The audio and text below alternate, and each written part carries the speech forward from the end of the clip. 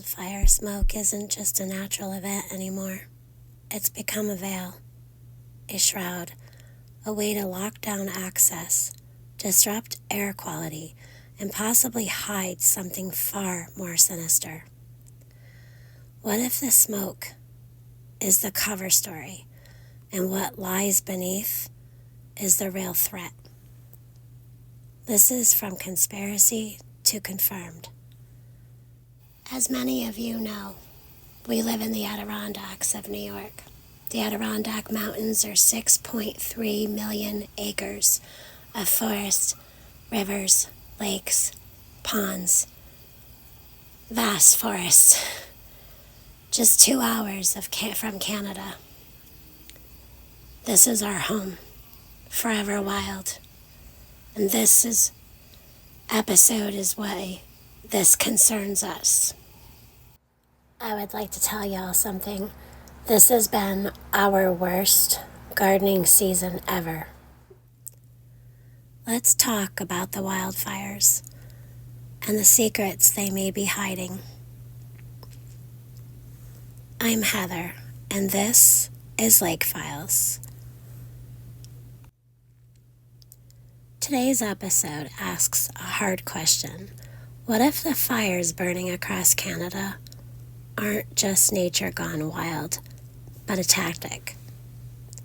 What if the smoke is meant to do more than choke the skies? What if it's meant to cover the truth?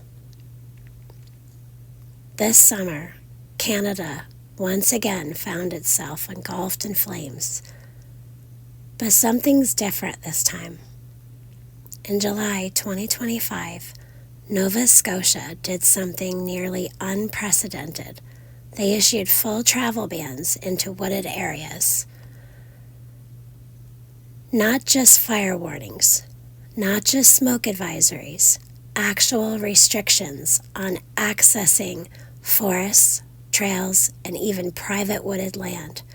There's a $25,000 fine if you do not comply. Nova Scotia authorities told the public stay out of the woods, but gave few specifics why.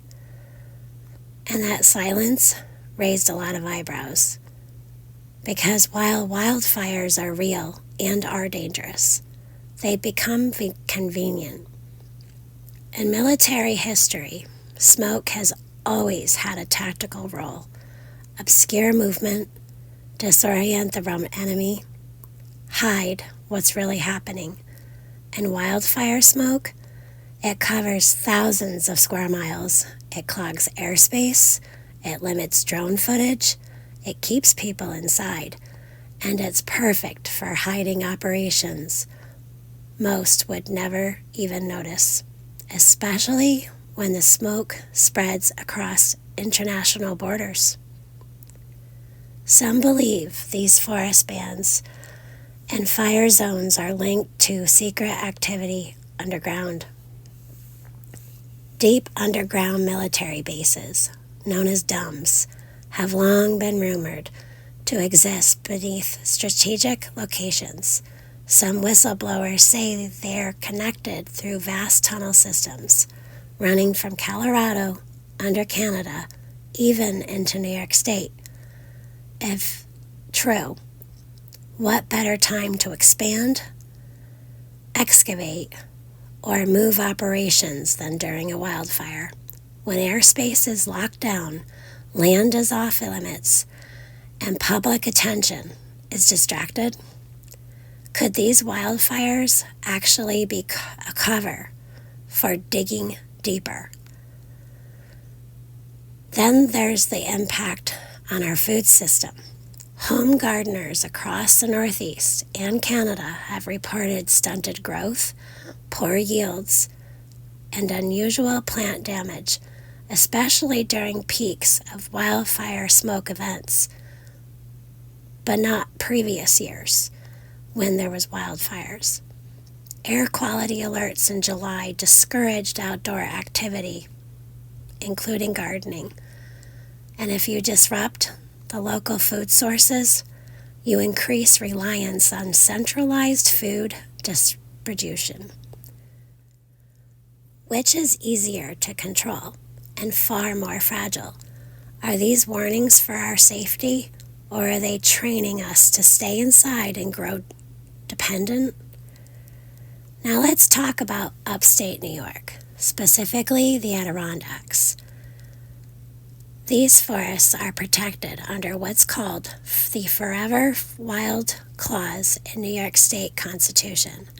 That means the land cannot be logged, sold, or developed, ever. But what happens when a wildfire enters the picture? What happens when the smoke from Canada fires drifts into the Adirondacks, and officials begin whispering about safety concerns, land management, or even controlled burns? Could this be a backdoor to violate that protection? When people can't enter the land, they can't protect it. And we've seen that time and time again. When government emergency measures are declared, even constitutional protections can get conveniently suspended. In the chaos of smoke, who's watching what moves beneath? Some officials in the fire-restricted areas have reported hearing low rumbles, like machinery underground. Others claim to have seen lights moving at night. No aircraft, no explanation. Could these be test operations? Could the smoke be the shield for unseen activity?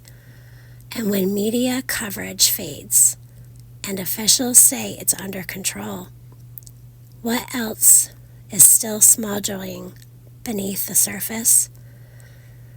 In the Bible, fire is often a symbol of judgment, a refining force, a cleansing wrath, or even a call to repentance. But smoke is something different. It conceals, it hides. It's used by the enemy to distract and confuse.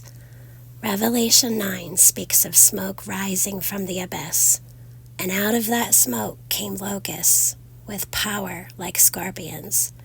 It wasn't just physical, it was spiritual warfare. So when we see fires burn and the truth obscured, we must ask, is this a sign or a warning? Whether these fires are natural disasters or engineered cover, one thing is clear. We are being kept from the land. We are being discouraged from growing our own food. And we are being distracted by smoke, while the real moves happen beneath our feet. But here's the truth.